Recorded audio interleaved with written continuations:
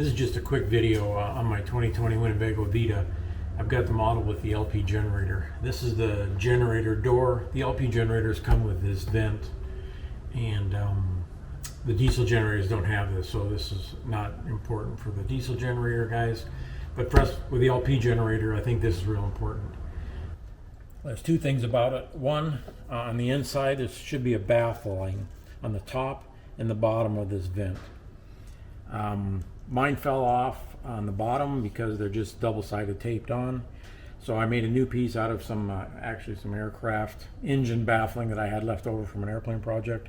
But it's 3 inches wide by 10.5 inches long, and so I cut another piece to fit it, and I put some screws in both the bottom piece and the top piece just to hold it in, so I don't have to worry about the double-sided tape. I did put double-sided tape on it again, but this way the screws will hold it on even better.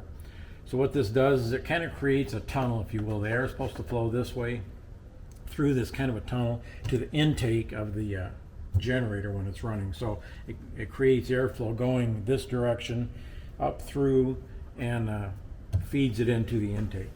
So it gets nice, cool, clean air from outside rather than warm air from inside the generator area. So number one thing is just to check, make sure you have these baffles and they're in good shape, and I would put some screws in there just to be on the safe side. The second side to this vent, I talked to Winnebago, and it appears that mine was built kind of incorrectly, as I think many others may have been.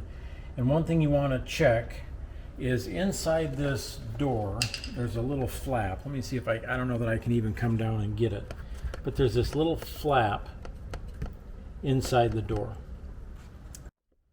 The flap shouldn't be there. I talked to Winnebago about this. This is a fresh air intake. When this generator starts, it closes that flap and blocks off this vent. Not something that we want. And they kind of have an oversight on some of this. They're supposed to remove the vent because this is the same vent they use for like over an oven or something like that, where the fan will blow out and open this little flap inside. Well, on this one, it's supposed to move the air in, and we don't want that flap. Real simple to remove and important to remove.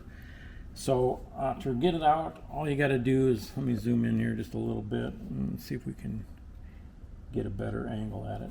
So to get this flap out, I've got my fingers in through the vent on the bottom side, and I'm holding on to this flap. Then you see this white thing near the top of the flap right here. That's just a rod that goes all the way through the flap and holds it in place. And it's just clipped into the sides on both sides. There's a hole that it fits through. So all you got to do is push this in while you're holding the flap on the bottom. Push it in and pull this flap down. There we go. And then you can pull the flap right out. And that's what the flap looks like that's up inside there. It's important that you remove this flap, because if it's in there, as I said, when the generator is running and it draws air in through these vents, it wants to suck air from here. The way this is made, that flap is in there, and this closes off when it's drawing air in. So essentially, it's not getting any fresh air at all. So remove this flap. It's a quick 1 minute job. And then now when the generator's running, you'll have fresh air going into there. So yeah, take a look at both those items, these baffles and the flap on the inside, and I think your generator will be a lot happier.